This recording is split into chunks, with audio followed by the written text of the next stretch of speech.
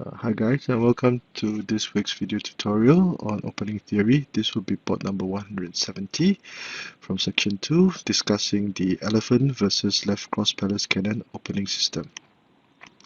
Again, I would like to express my thanks and gratitude to Master Wenqing and Grandmaster Zhang for allowing me to use their work to produce this video. So, without further ado, let us begin. And in case you have not seen the previous videos, please do so, because this is a continuation of the previous videos.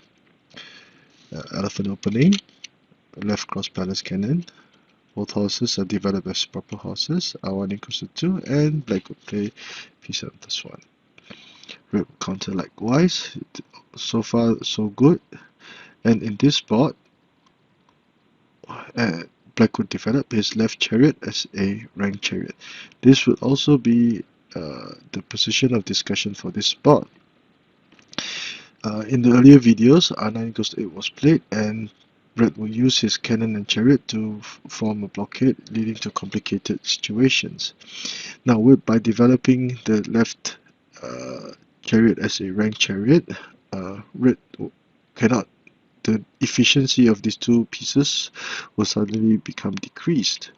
Also, by developing the chariot as a left chariot, as a rank chariot, black will be prepared to traverse the chariot to this file, his third file, so that he could now concentrate even more material targeting red's left flank. And one very important common tactic to mention would be to play p3 plus 1, as will be seen later on, for pseudo sacrifice. So, faced with this position, there are two main variations with an added extra variation that were discussed in the book. The first would be h8 plus 7. The second would be c2 plus 4, whereby only a brief discussion was given. And the third would be variation B, c2 equals to 1. So, in variation A, red would develop his left horse as a proper horse, going for the screen horse formation. Now, in this situation, this would not be a good move, because black had already made his intentions clear by playing the rank chariot, because now the chariot would traverse across the palace and attack this file, and this horse would actually become a target of attack. p3 plus 1, p7 plus 1, pseudo sacrifice, and black would now traverse his chariot across the palace. The pawn is unprotected, and red will have to move h7 plus 6. h7 plus 8 is not viable because red will lose the cannon. So black will now capture the chariot, and in this situation, red will be forced to make this move. Now, this will be a double attack. This will be a double attack. The horse will be threatening the chariot, and the cannon will be threatening black's cannon. Now, this move is imperative. If not, black will be prepared to play r3 equals to 4 to attack the horse and even the advisor if need be. So red will be in all sorts of trouble. And then another thing to note is that red's right flank is still undeveloped, relatively undeveloped. So red would have trouble using the cannon to protect the horse in this, if it were here in this situation. So red would play a6 minus 8, and black would retreat his chariot to protect the cannon and thus prevent a loss of material. And after trading material, red would retreat his horse, hoping to go for the tiger-headed horse to attack. Black would take his time to beef up his defense, and after a few rounds, it would be a very calm situation. And in such situations, usually black is considered to have made more gains, because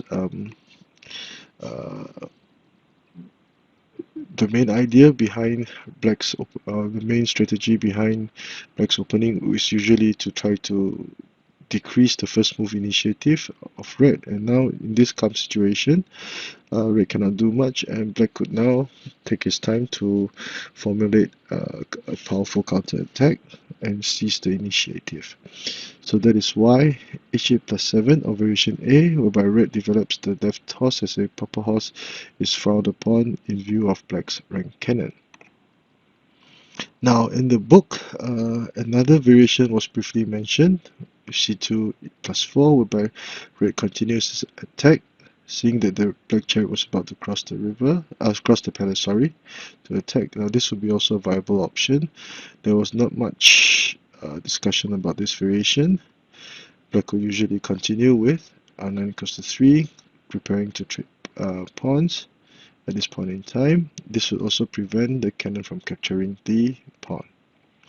h8 plus 9, red learns from his mistakes, knowing that if h8 plus 7, this horse will actually be a target of attack.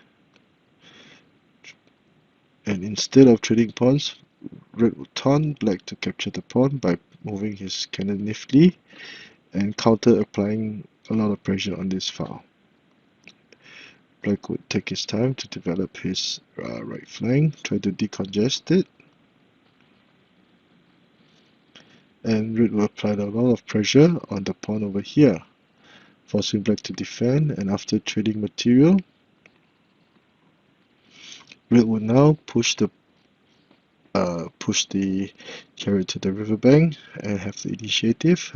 Many possibilities: c2 equals to 3, p9 plus 1, etc. Red will be considered to have the initiative in this situation. However, not much was mentioned about this variation or discussed. Now in the book, variation B, c2 equals to 1 was played, and this will be variation B. Now this is perhaps the preferred counter for red in this situation, because the black chariot was about to leave this flank and it will be relatively empty, and red could now try to form a attack on targeting this flank. And black will usually continue with r9 equals to 3. Red protects the pawn. Another move of this 3-step tiger will be to allow for development of this chariot. Black beefs up his defense, and instead of developing the left red horse as a purple horse, red decides to move it to the edge file, and this would deny black any target of attack. Now this is a very important concept in opening theory, to deny the opponent from any obvious targets of attack. p3 plus 1. Again, instead of capturing, red will play c equals to 7, targeting or taunting the black, targeting the black chariot. Black develops his horse, r9 equals to 8, and in the book c2 equals to 3 was discussed, which was not a good move, even as mentioned by the authors. Instead, it would be recommended that black play r1 equals to 2 to protect his cannon. Now, after this move, black would still have the option of playing c2 equals to 3 and have the added option of playing c2 plus 5. But in the book, in the main line of variation B, black would play c2 equals to 3 and try to counter red's attack with a cannon. And at this point in time, red would niftily move his cannon away, again denying black a target of attack. Although this would be a loss in tempo, it will actually red will be compensated much, because he will now black will have to find ways to try to decongest this flank to try to formulate a powerful attack. So after trading material, the black pushes the cannon to the riverbank. This is a common tactic to use, whereby now it will be protected by the elephant, and black will free the chariot to do damage. But red would have other things in mind. He would boldly play r8 plus 7, threatening to capture the horse over here, and also the cannon, which is unprotected at the moment. So Black will usually play a4 plus 5, and red will play p3 plus 1 to trade pawns and develop his right horse. Now, at this point in the game, red would have a significant advantage. Now, this is so comparatively speaking, black's c2 equals to 1 will be a much better option than playing a plus 7. c2 plus 4 would also be a viable possibility. Now, in the first variation, as mentioned earlier, because the horse had moved, it will become a target of attack. And that is why c2 equals to 1 will also deal with this issue, and red would have a nice game. Now, let us review this board from the eyes of black. Okay, elephant opening, left cross palace cannon, proper horse, and p7 plus 1. Red does likewise, which is okay thus far. And position of discussion, r9 plus 1 by black. The authors did mention that this variation had become trending and a very powerful variation for black. Variation A, a plus 7. This horse would actually be, this would be a bad move because red will now provide targets for black to attack. Pseudo sacrifice, capturing the advisor, and the horse, seeing that it did not have any better intersections to move, retreat to attack the chariot and the cannon simultaneously. Black will defend to avoid losing material, and after trading material, we can see that it will be a calm situation. A direct confrontation of the forces would be still far away, and black could take his time to formulate a powerful attack. And in similar situations, red would not have increased his advantage, which is the main goal of one of the main goals in red's opening. So black can be satisfied with this outcome, and this would be a viable option. Variation B, c2 plus 4. Red tries to formulate an attack, targeting the pawn, and also c2 equals to 3 to hinder the development of the black horse.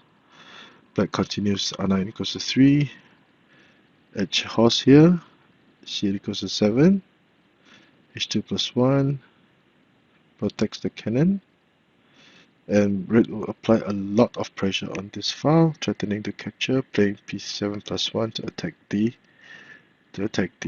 chariot. Now if p1 plus 1, red could capture the pawn immediately, or simply capture the pawn over here. e3 plus 5, black beefs up, strengthens his defense, and after trading chariots, red would play r2 plus 4 to position his chariot on the riverbank so that he could now be prepared to trade pawns or push the pawn forward to attack. And red would have the initiative.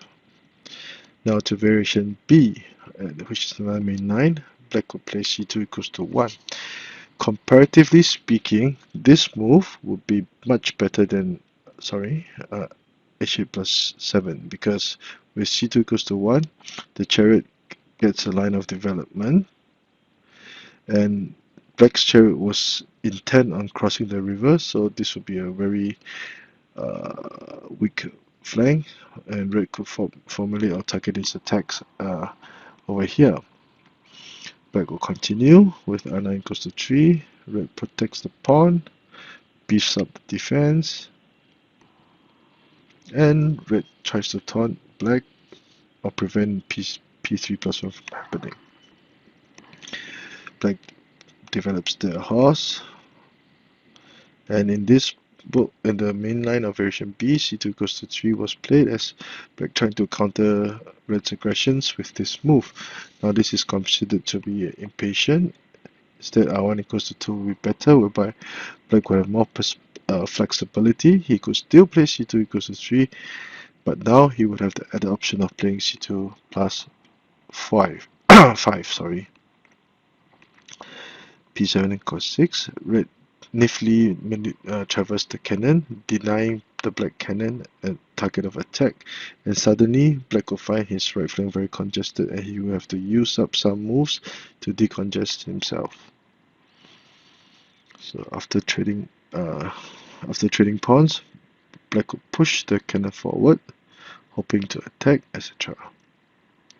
And black counters very nicely with r8 plus 7, threatening the cannon and also the horse, thus disallowing black to play r1 equals to 2 or he would lose the horse.